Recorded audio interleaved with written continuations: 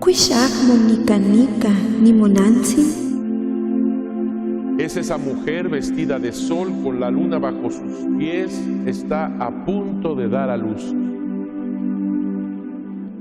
Cuixac monehuatl ni mopacayelis. Gracias al Nicalmopogo nosotros tenemos puntualmente qué fue lo que pasó y esta trascendencia de mensaje.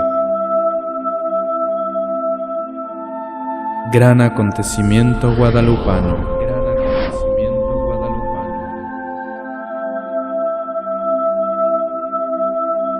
Hermanas, hermanos, qué gusto que estén sintonizados en su programa Gran Acontecimiento Guadalupano. Sintonicen también a sus amigos, sus familiares, sean ustedes San Juan Diego, que inviten como misioneros a todos aquellos para que vean la verdad de Santa María de Guadalupe y de su mano lleguemos a aquel que es el camino, la verdad y la vida. Estamos mostrando algunos documentos, estamos mostrando con ello no solamente documentación más, sino entramos de lleno a esa inculturación que hace ella. ¿Cómo podemos entender cada una de sus palabras? Y ahora estamos entendiendo eso de que ella pide una casita sagrada para manifestar, ensalzar y ofrecer, subrayo mucho esa palabra, ofrecer su amor persona. Con esto no solamente está pidiendo un templo de 8x4 material, sino que además de eso, ella está pidiendo con gran deseo, dice, arduo en deseos de esta casita sagrada, está pidiendo en realidad una nueva civilización del amor de Dios. Y como vamos conociendo los conceptos indígenas sobre templo, que no se hacía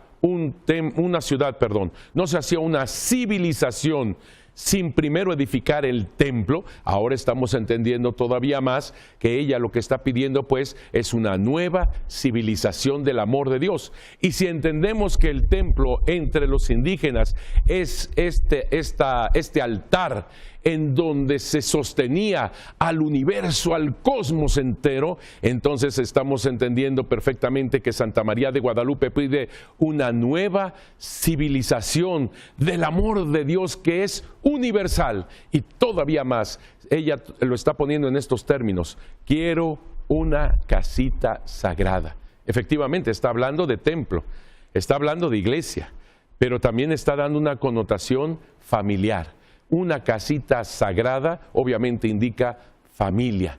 Es en la familia donde está esa civilización del amor de Dios, donde surge esa civilización del amor de Dios exactamente en el corazón humano, hasta la raíz del corazón humano. Oiga, Padre, usted ya fue más allá al decir corazón humano. ¿De dónde surge eso del corazón humano en la Santísima Virgen, en lo que pide la Santísima Virgen? Lo vamos a ir descubriendo cuando ella pida su casita sagrada en el llano del Tepeyac, en el llano del cerro del Tepeyac, porque te recuerdo que Tepeyac significa cerro punta o cerro corazón. Así que donde quiere sea edificada esta nueva civilización del amor de Dios universal, es hasta la raíz del corazón humano, en una perfecta inculturación. Pero no nos adelantemos, ya estoy diciendo algunas de las cosas para entender profundamente lo que dice Santa María de Guadalupe y nos sigue diciendo. Nada más te recuerdo que es un hecho histórico, lo sostengo y lo compruebo, es un hecho histórico, pero es trascendente, va más allá de tiempos y espacios.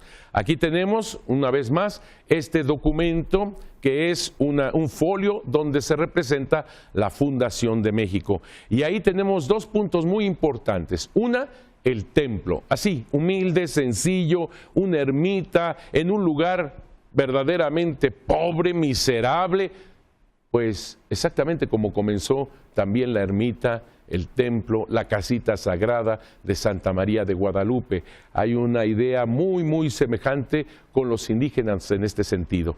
Y después ahí tenemos representado un primer sacrificio. Te recuerdo que siempre hay sacrificio y vida, sacrificio y vida. Es de un sacrificio donde surge el tunal, representado el corazón con estas tunas rojas, y donde se posa el sol con esta serpiente que significa el líquido precioso, la sangre que sustenta el universo. Ese es el significado profundo. Pero para nosotros, en una perfecta inculturación, Santa María de Guadalupe es mujer eucarística. Hay un sacrificio, el sacrificio de su Hijo Jesucristo, quien es el altar, es la víctima, es el sacerdote, donde surge toda esta sacralidad de esta casita. Por eso la llama una casita sagrada. Por eso es importante también en este documento señalar en la parte más alta, el primer cuadro que se ve ahí, se sustenta una fecha, 13 caña. Es interesante esta fecha de 13 caña. También la tenemos en lo más alto de lo que nosotros conocemos como la piedra del sol o el calendario del sol, como quieras llamarlo. Arriba también está esta caseta donde se manifiesta este año 13 caña. Obviamente en la manera de estar poniendo cada año los indígenas. Y cada año para los indígenas tenía un significado profundo. Nosotros ya casi no tenemos esto, pero hay algunos ejemplos. Por ejemplo, hay edificios donde no existe el piso número 13, hay vuelos en avión donde no existe la línea 13, porque ya le estamos poniendo una identificación con el mal, la mala suerte, etcétera, etcétera, al número 13, pobre número 13. Pero bueno, así es para nosotros actualmente. Los indígenas cada año tenían una interpretación. Cada año tenía algo profundo que decir. 13 caña, fíjate lo que significaba. Algo nuevo inicia. Una nueva era, una nueva vida. 13 caña. Rumbo de la casa de la luz, es decir, el oriente. Tlahuizcalpa. Esto lo tenemos con Miguel León Portilla en su libro Los Antiguos Mexicanos. En la página 59, ahí puedes enterarte. También Miguel León Portilla en su libro La Filosofía Náhuatl dice sobre 13 caña. Rumbo de la tierra del color negro y rojo a la región del saber. Negro y rojo. Es un difrasismo. Entre los indígenas se usaban dos frases, dos palabras, dos conceptos para lanzar un tercer concepto. Monte y agua. El monte que me da la caverna, la protección, la madera, etcétera. El agua que me da la vida. Monte y agua juntos hacen un nuevo concepto para los indígenas que es civilización. Así que color negro y rojo son los colores que se tenían básicos en los códices. Y en los códices está plasmada la sabiduría.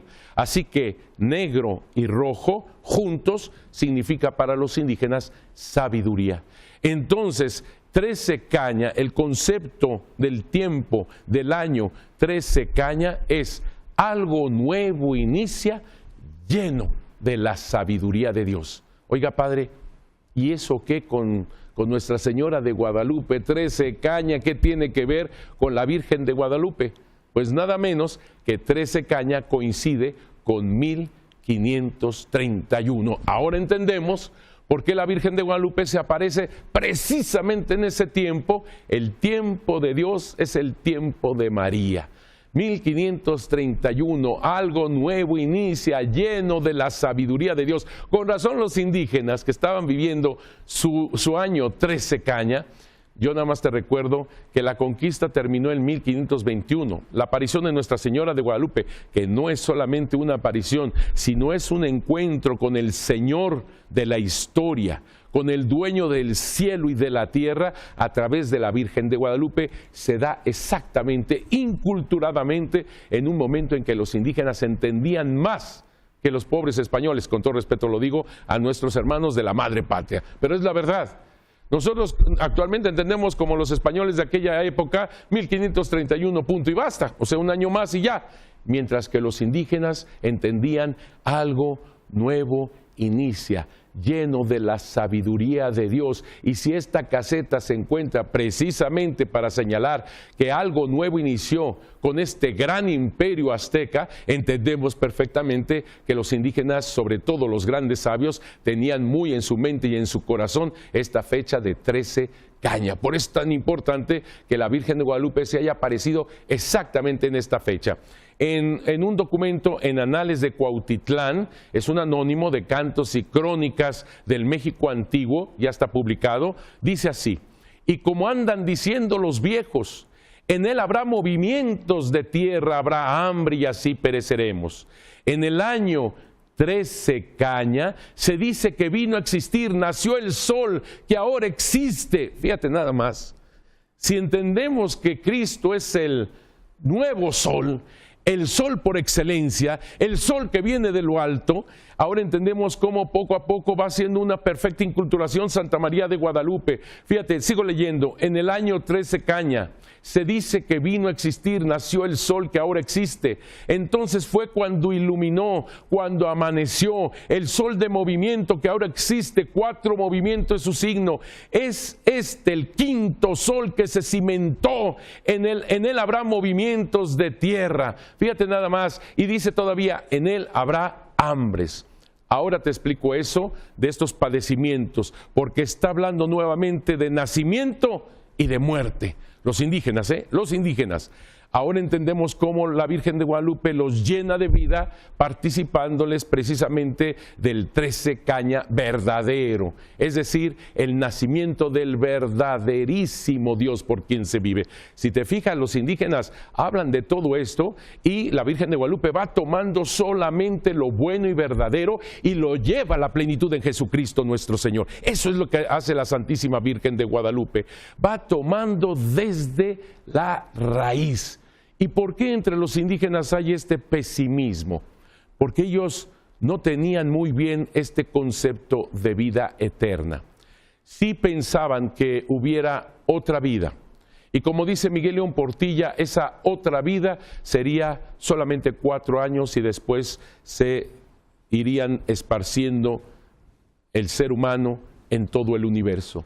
Ellos más bien estaban atentos a cómo se moría, no cómo se vivía, los indígenas.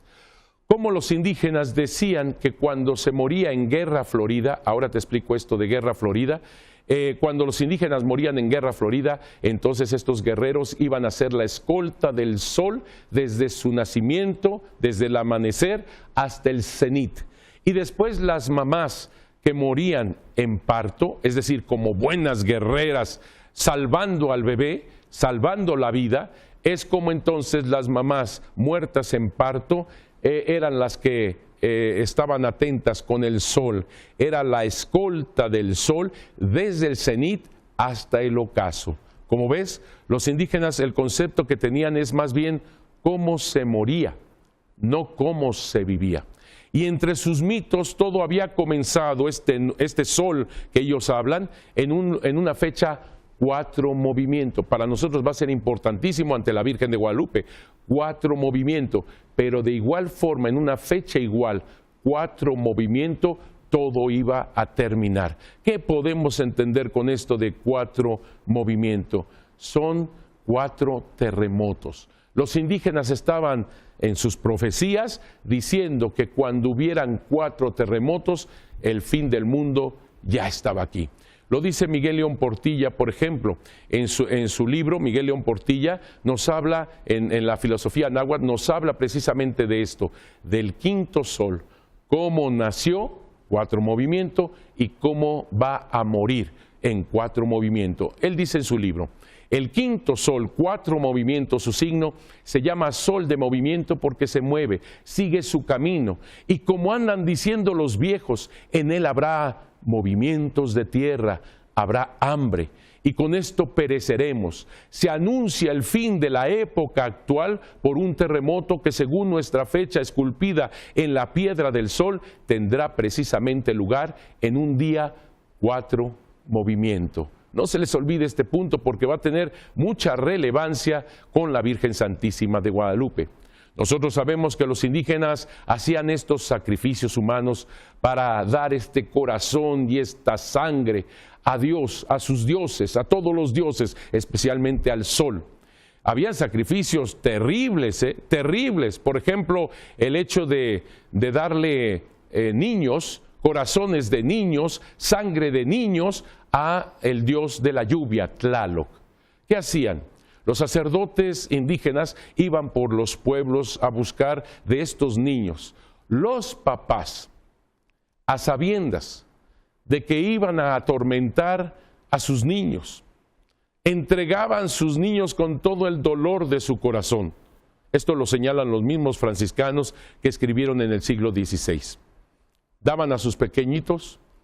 Estos sacerdotes lo que intentaban era hacer llover. Entonces satisfacer en su mentalidad al dios Tlaloc. ¿Qué hacían con los niños? Le quitaban las uñas para atacarlos de llanto, con una púa de maguey larga, que es el instrumento sacrificial por excelencia, torturaban al niño picoteándolo por todo su cuerpecito, atacarlo de llanto. Finalmente, si era niña, le cortaban la cabeza, si era niño, le cortaban el pechito, le sacaban el corazón y lo ofrecían a Tlaloc. Terrible, terrible. Lo hacían los indígenas precisamente para dar este sustento al dios Tlaloc y poder tener la lluvia y la vida con ello para todos, incluso los enemigos. Aquí hay algo que marcar. Los sacrificios humanos terribles, terribles, pero en el fondo los indígenas estaban buscando poder seguir vivos. Buscaban la vida, del sol, la luna, las estrellas, el universo, la lluvia. No mataban por matar en estos sacrificios humanos. Es precisamente en las guerras cuando se les habla de guerras floridas. No todas las guerras eran floridas, no todo era para cosechar corazones, como ellos decían.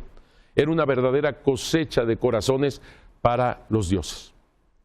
Te digo, no todas las guerras eran floridas, pero la inmensa mayoría sí.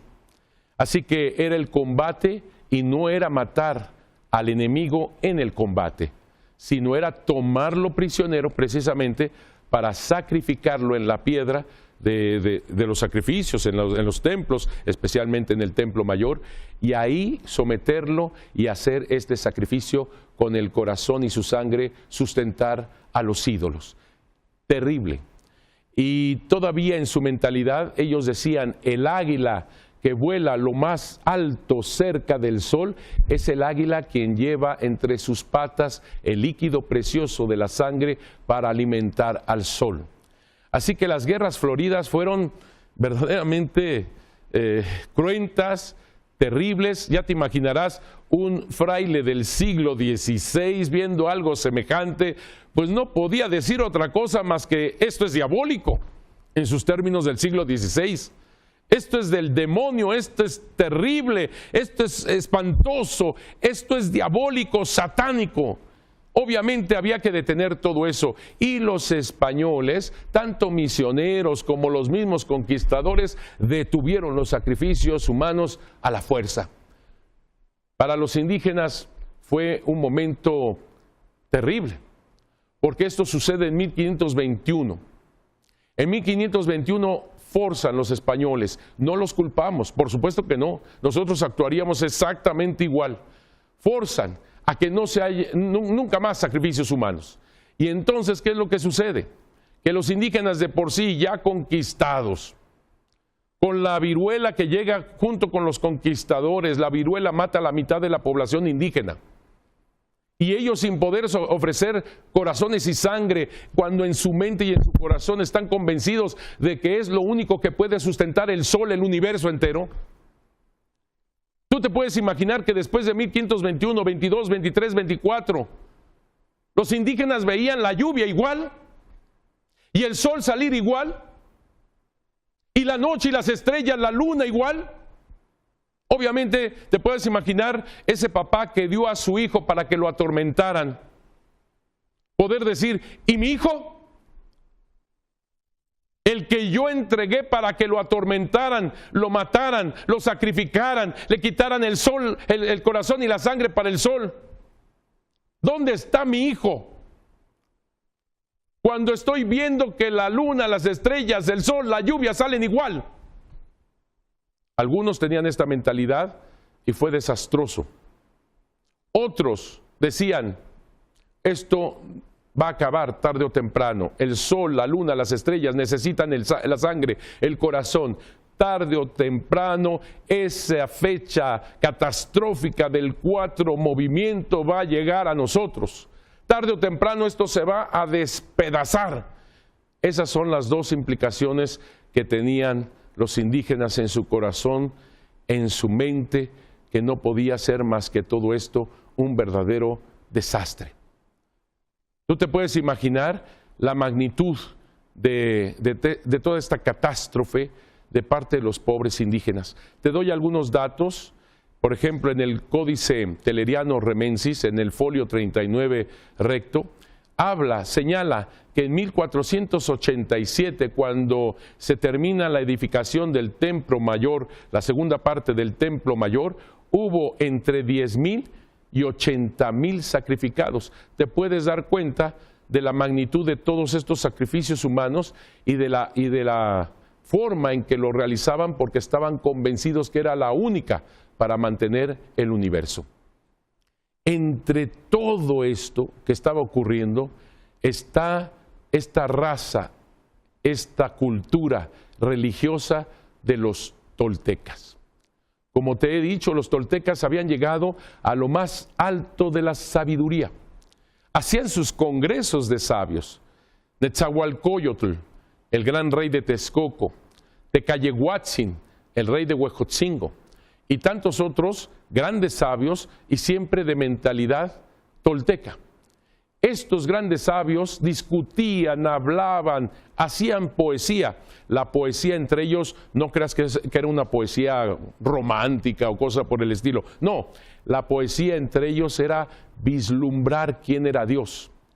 La poesía entre ellos era otra cosa, era el hablar con Dios. Era una verdadera oración, la poesía. Y uno de los grandes poetas fue precisamente Netzahualcóyotl.